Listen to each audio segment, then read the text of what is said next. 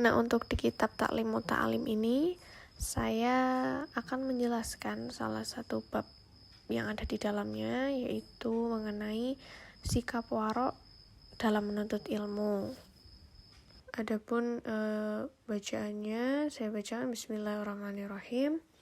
Rawa ba'duhum haditsan fi hadzal babi 'an Rasulillah sallallahu alaihi wasallam annahu qala ma lam yatawarra' fi tu'allumihi ibtalahu Allah ta'ala bi ahadi thalathati asya'a imma ayyumitahu fi syababihi aw yuki'ahu fi rasa tiki aw yabtaliyahu bi khidmati syaitan.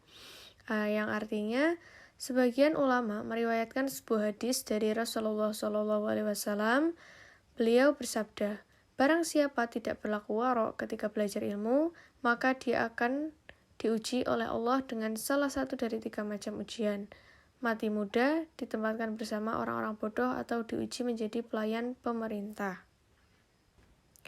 Famahma kana talibul ilmi aw ra'a kana ilmuhu anfa'a wa ta'allumu lahu aisara wa fawaiduhu aktsara wa minal wara'i ay yataharraza 'anil shiba'i wa kathratin naumi wa kathratil kalami fima la yanfa'u wa ayataharriza 'an akli ta'amis suki in amkana li an ta'amas suki aqrabu ilan najasati wal khabathati wa ab'adu 'an dzikrillah ta'ala wa aqrabu ilal ghaflati li anna absaral fuqara'i taqa'u 'alaihi wa la yaqdiruna 'ala syira'i minhu fayata'adzawna bidzalika fatadhhabu barakatuhu.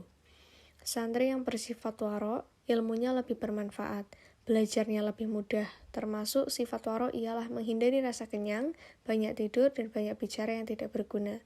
Hindari makan makanan pasar kalau bisa, karena makanan pasar itu lebih dekat kepada najis dan kotor.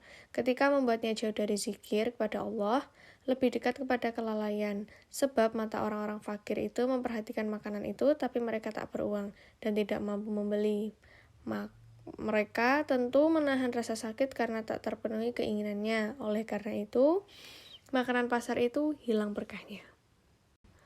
Wa hukiya annal imam asy-syaikhul jalila Muhammad ibn al-Fadli kana fi hali tu'allimihi la ya'kulu min ta'amis sauki wa kana abuhu yaskunu fir rastaki wa yuhayyi'u ta'amahu wa yadkhulu ilayhi yawmal jum'ati fara'a fi baiti ibnihi khubzasuki yawman falam yukallimhu sakhitan alayhi fa'tadhara ibnuhu faqala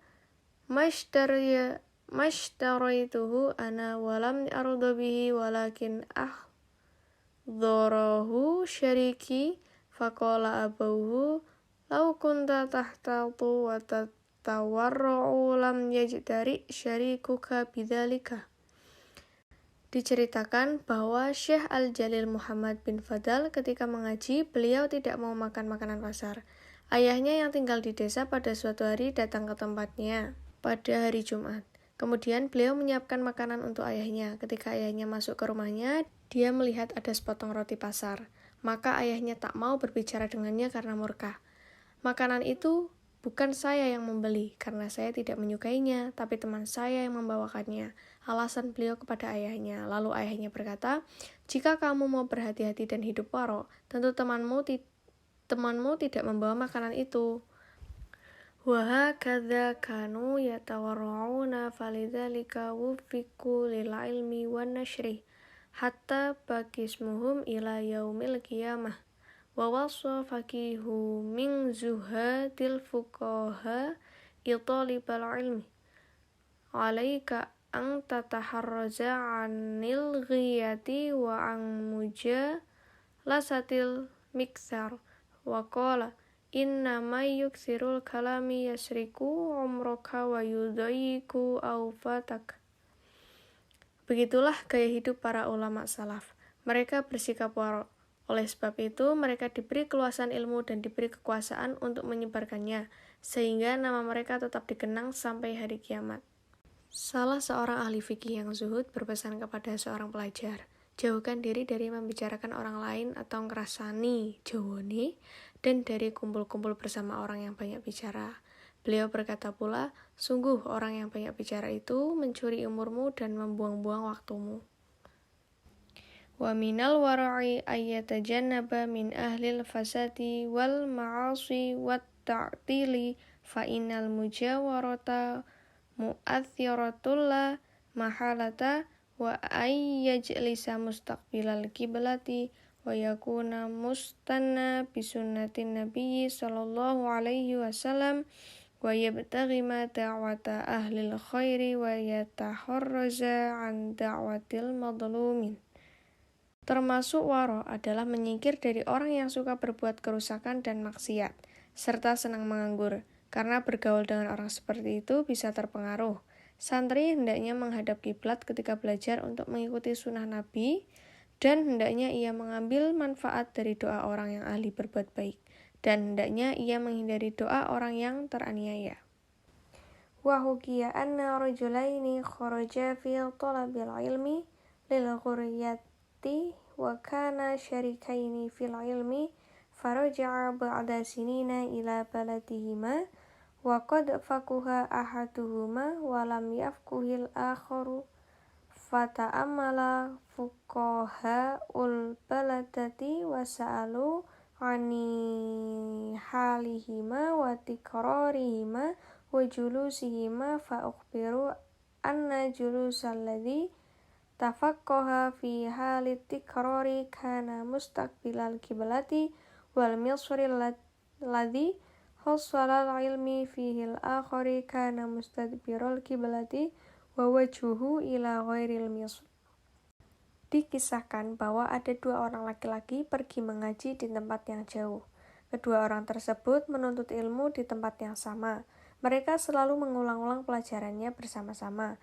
Setelah beberapa tahun, mereka kembali ke daerahnya, tapi yang satu pandai dan yang satunya tidak. Kemudian para ahli fikih di daerah itu bertanya kepada dua orang itu tentang keberadaannya, cara belajarnya, dan cara duduknya ketika belajar. Lalu para ahli fikih itu mendapat berita bahwa orang yang pandai itu ketika belajar, ia menghadap kiblat dan menghadap ke kota dia menimba ilmu. Sedangkan temannya membelakangi kiblat ketika belajar dan mukanya berpaling dari arah kota itu. Fa'anfaqal ulama'u wal fuqaha'u annal faqiha faquha bibarakati istiqbalil kiblati idh huwa sunnatu fil jalusi illa inda darurati wa bibarakati du'a il muslimin. Fa'innal misrala yakhlu al-ubbadi wa ahlil khair fadzahiru anna'a bidan minal ubbadi ta'alahu fil laili. Maka para ulama dan fuqaha bersepakat bahwa orang yang pandai tersebut karena mendapat berkatnya menghadap kiblat, karena menghadap kiblat ketika belajar hukumnya sunnah. Dan karena berkat doanya, orang-orang Islam yang menghuni kota tersebut, karena penduduk kota tersebut ahli ibadah, yang selalu mendoakan orang yang belajar ilmu agama di malam hari. Fayambaghi li-thalibil ilmi alla yatahawana bil adabi was sunani fa inna man tahawana bil adabi hurimas sunani. Wa man tahawana bis sunani hurimal faraidha wa man tahawana bil faraidhi hurimal akhirah. Wa ba'dhum qala hadza haditsun Rasulillahi sallallahu alaihi wasallam. Oleh karena itu, seorang santri tidak boleh meremehkan adab sopan santun dan hal-hal hukumnya sunnah. Karena orang yang meremehkan adab, pasti dia terhalang dari hal-hal yang sunnah. Barang siapa meremehkan ibadah-ibadah sunnah, maka dia pasti terhalang dari ibadah fardu.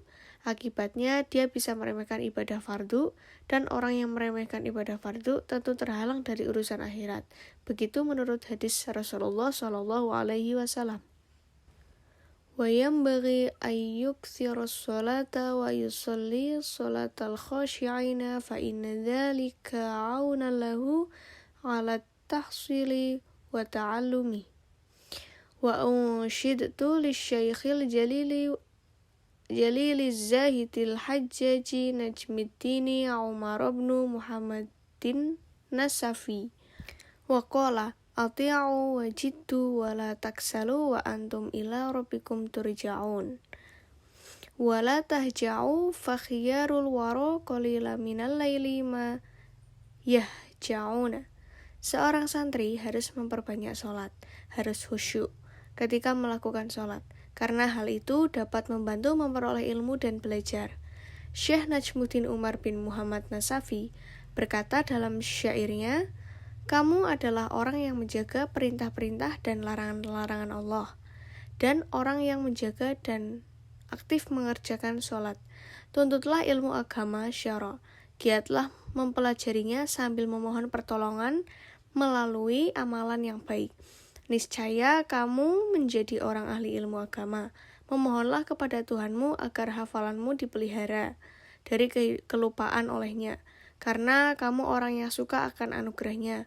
Allah adalah sebaik-baiknya zat yang memelihara. Beliau juga berkata, taatlah kalian kepada Allah dan bersemangatlah, jangan bermalas-malasan, karena kalian pasti akan kembali kepadanya. Jangan hanya tidur, karena sebaik-baik makhluk adalah orang yang sedikit tidurnya. Adapun bacaan yang terakhir yaitu وَيَنْبَغِي أَيَّسْتَصْحِبَ دَفْتَرًا عَلَى كُلِّ حَالٍ لِيُطَالِعَهُ وَقِيلَ مَنْ لَمْ يَكُنِ الدَّفْتَرُ فِي كُمِّهِ لَمْ تَثْبُتِ الْحِكْمَةُ فِي قَلْبِهِ وَيَنْبَغِي أَنْ يَكُونَ فِي الدَّفْتَرِ بَيَاضٌ وَيَسْتَصْحِبَ الْمِحْبَرَةَ لِيَكْتُبَ مَا سَمِعَ وَقَدْ ذَكَرْنَا حَدِيثَ هِلَالِ بْنِ يَسَارِ. Seorang pelajar harus selalu membawa buku setiap waktu untuk ditelaah. Dikatakan, barang siapa yang tidak ada buku di sakunya, maka tidaklah melekat hikmah dalam hatinya. Pelajar harus mencatat di bukunya apa yang didengar dari gurunya. Sekian yang dapat saya sampaikan dan jelaskan. Kurang lebihnya mohon maaf apabila terdapat koreksi, pasti banyak. Silakan dikoreksi. Terima kasih atas perhatiannya. Wassalamualaikum warahmatullahi wabarakatuh.